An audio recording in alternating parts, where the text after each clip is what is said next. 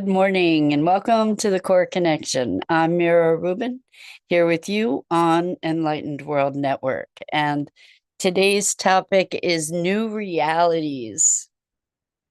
I just realized I didn't put up my background this morning. Well, we have to fix that. Anyway, before we get started, um, let's just take a couple minutes to get present.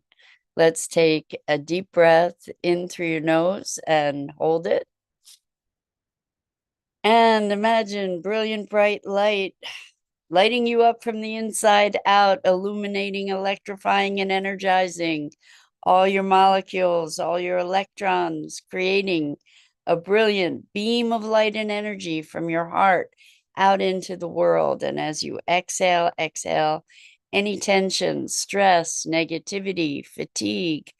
And now let's take another deep breath in through your nose and hold it. And allow it to reach into your lungs and your organs, cleansing and energizing and bringing vital life energy. And as you exhale any remaining tension, stress, negativity, fatigue. And now let's press our palms together. Vigorously rub your hands together to feel the friction, the temperature, the pressure, the motion, the tickling and tingling when you stop, and allow all those sensations to bring you present right here, right now, into this remarkable physical form that enables us to experience life. Welcome, welcome, welcome. So, it's so good to be here with you this morning. And we're talking about new realities. I had a really fun conversation yesterday about shifting into our highest potentials and how when we talked yesterday about the pregnant void, and when we step into this space of the pregnant void, anything could be possible. And then in this conversation, we were saying, okay, anything can be possible, but within boundaries. So that in itself is a really interesting concept, to be present to the infinite within the constrained. However, it, according to some physicists, literally anything is possible. Like if we could imagine it, it's possible. So we were talking about how it wasn't likely, while we could maybe manifest certain physical manifestations or what we would currently call miracles, while we might be able to manifest certain experiences that are outside the realm of our general sense of possibility, it's probably not likely that we'd be able to sprout wings and fly. And yet that possibility exists, although it may be minutely probable. In other words, not really likely to happen. But then we got to talking about virtual reality and AI. And the thing about the human mind is that we don't make a distinction between what is real and what is vividly imagined. And recognizing that we don't make that distinction, what might we be able to vividly imagine our way into when it comes to the use of virtual reality? and the artificial environments that we're being able to generate more and more readily. Like using AI, with generative AI is able to create these magnificent images.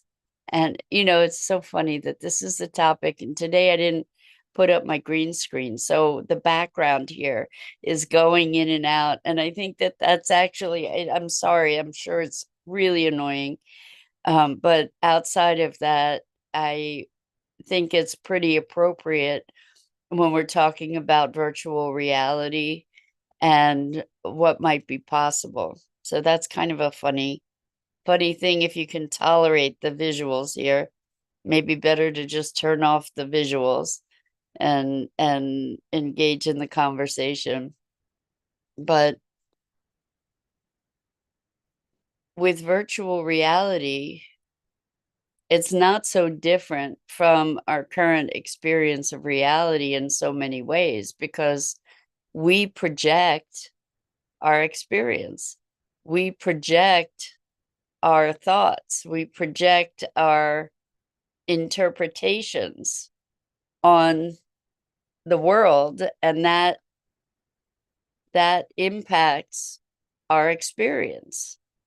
And so it could be said, and actually I don't know how I think there are some scientists that actually posit that we're living in a hologram.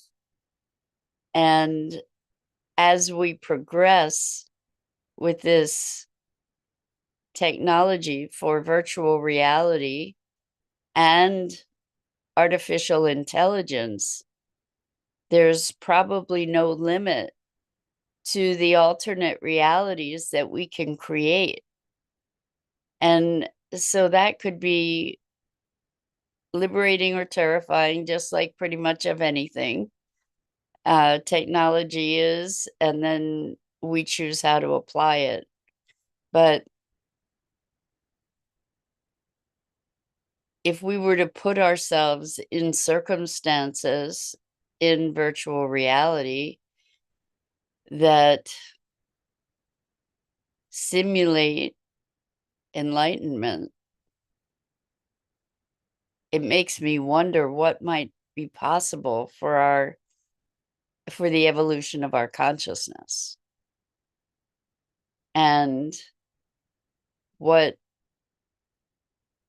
kind of human evolution could occur through that virtual reality experience. So it's a really interesting question and conversation, because in so many ways we exist, I mean, just in so many obvious ways, we exist in a construct. And the construct is this blend of consensus reality and our own reality, where we make our own projections onto whatever it is that's out there, if there is any out there. It gets pretty deep pretty quickly when we engage in these conversations, where the world is shifting so rapidly. Apple just released their newest operating system, and it integrates ChatGPT. So we're going to be able to be interacting with artificial intelligence. We already can through ChatGPT and Gemini, I guess it is in Google, and we do with Siri, etc. But what we're seeing is exponential growth, exponential potential actually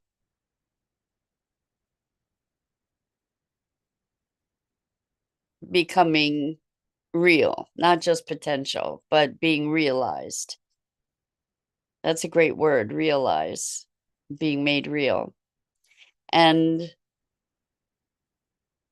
though some people or lots of people are terrified by the possibilities that AI is going to create, there are wonderful, wonderful ways that we can use AI for positives too. If you've engaged with ChatGPT, it's pretty phenomenal. I was kind of gobsmacked by this. My nephew and I have been exchanging information that we encounter about AI with one another, and that's actually how I found out about uh, ChatGPT being integrated into the latest Apple operating systems. But he told me that he took a photograph of his cupboard and he sent it to ChatGPT asking for recipes. And he said that's where he started making strombolis because ChatGPT had recommended that maybe strombolis would be a great way to be integrating these different ingredients. And so this tool is becoming, or certainly has the potential to, and for so many people, is becoming a deeply integrated part of their lives. I've been using it to have conversations about an upcoming challenge that I'm creating and how to market that, and also creating imagery using ChatGPT that is truly spectacular that I am using in promoting this challenge. And um, it's really quite extraordinary. So our reality is changing moment to moment at a pace, I think, probably at least unprecedented in human history. We've had a lot of monumental changes in our evolution, our recorded evolution, and our historical evolution with the industrial age, and then I'm going to say the fossil fuel age, and then the nuclear evolutions. But AI is accelerating things, and computer and the technologies that we're developing are accelerating things to a pace that it's like a whiplash worthy pace. And I think we're just seeing the beginning of that acceleration, that exponential curve of growth and transformation. And where it's going to go, we don't know. But it seems to me that these tools, as virtual reality becomes more immersive, as AI becomes more engaged and engaging, as it is able to become more and more intelligent, and we're able to interact with it more and more, the acceleration just increases and increases. And it's extraordinary. I think an indicator to look at around this and how quickly it's changing is that ChatGPT, I don't remember the figures, but ChatGPT engagement exceeded the engagement on Facebook, I think, like in a period of days versus the months, for instance, that it took Facebook to become something that was integrated into the culture. So even the adoption, I don't know the numbers, so go check that for yourself, but the adoption of this technology is unprecedented. And now the integration of it is just barreling along at an extraordinary pace. And it's, we can imagine, we can imagine already there are intelligent devices. The Internet of Things integrates intelligence and connectivity between all our devices. So when you, like these smart homes where you can tell your phone to turn on and off the lights in your home or to change the temperature settings for the temperature controls, et cetera, et cetera. So the the lines, especially with virtual reality, and I'm seeing the integration of virtual reality and um, artificial intelligence, the simulation of experience that we're able to create is also growing exponentially. And so we could be living life within one of these simulations pretty readily, um, and not know it, not know it. And maybe, maybe that is what's happening. Maybe that's what really, maybe we are in a hologram or a holographic universe, or a simulated universe. They're not the same thing.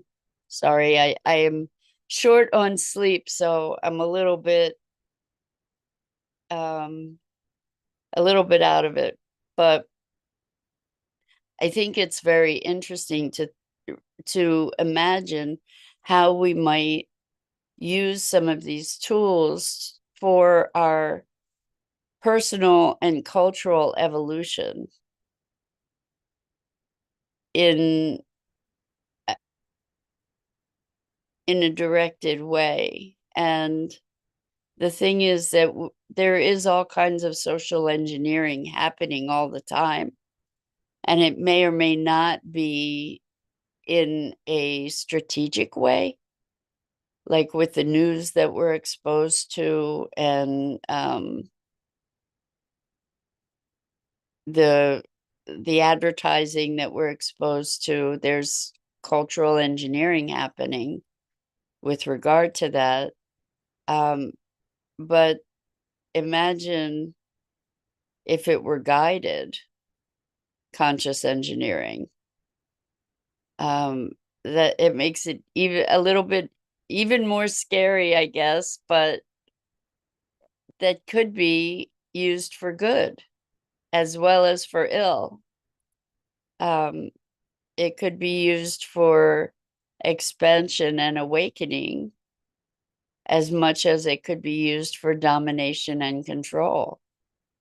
And that's kind of an exciting prospect because Joe Dispenza is a guy who's doing remarkable things with realities through meditations. He puts on these extraordinary meditation retreats, and people in these retreats and people practicing these deep meditations are able to access potentials that are more in the realm of the improbable to impossible, culturally agreed impossibility, um, like growing new organs or reversing incurable conditions, and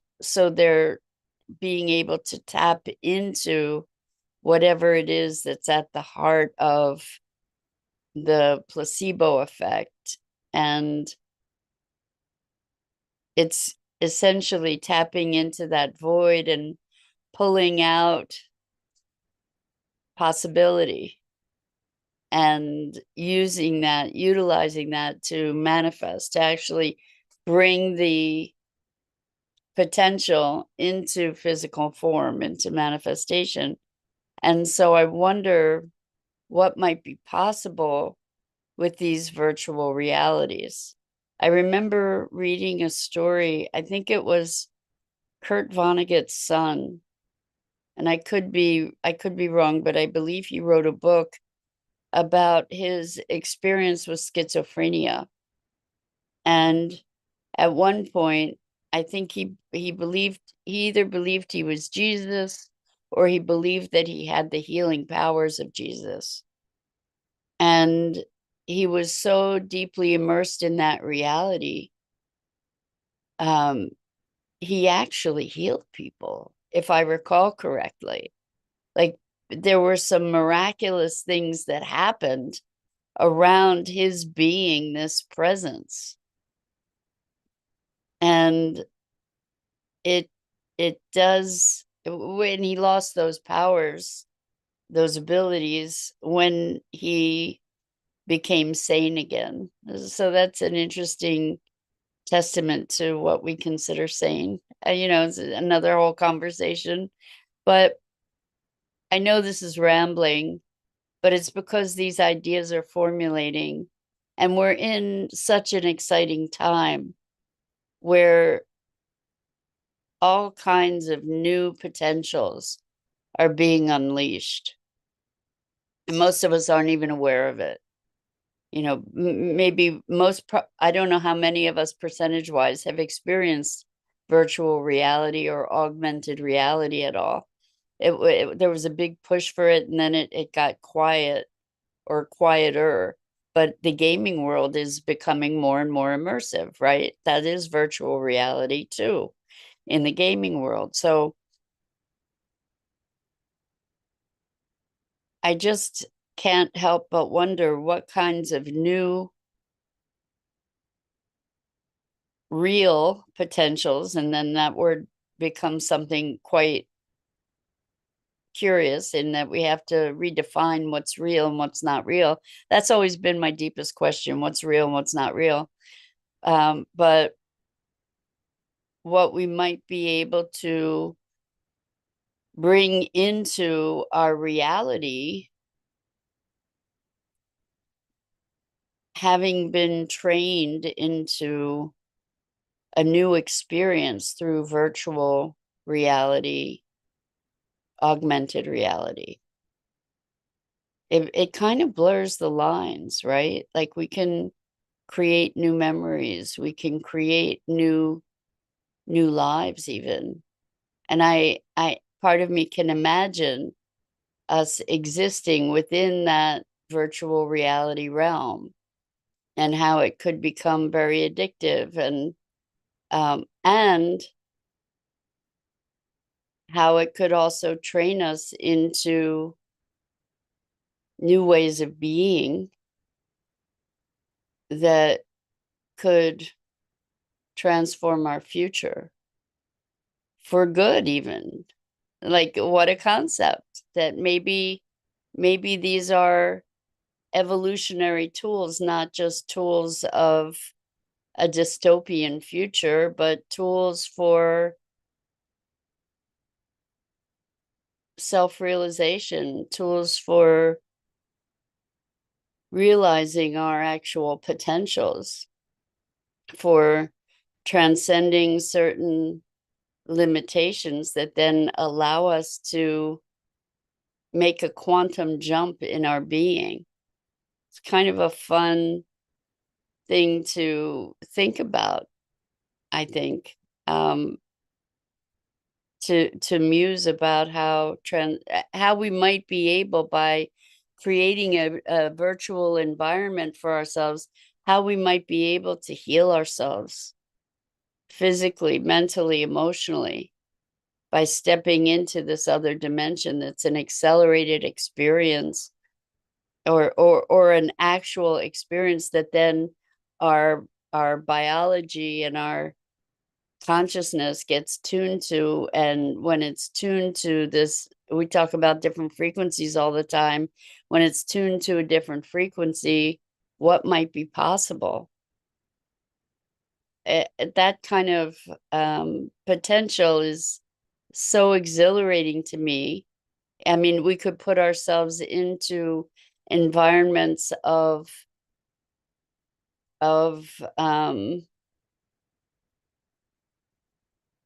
potentials where we could be generating ideas that weren't even conceivable without this new conditioning, so to speak, to be able to come up with solutions on a whole different level of perception and experience than we currently are present to. So I just thought it was a fun conversation. I hope you find it as stimulating as I do. And that's it for today. So I'm Mira Rubin. This is the Core Connection, and I go live here each weekday morning at 9 a.m. Eastern on the Enlightened World Network Facebook page and YouTube channel. And I invite you to please like, follow, and share Enlightened World Network and me. The links are in the description, and it's always a pleasure and a privilege and fun to have these morning musings together and just inquire and explore what it is to be human. So until next time, so much love to you.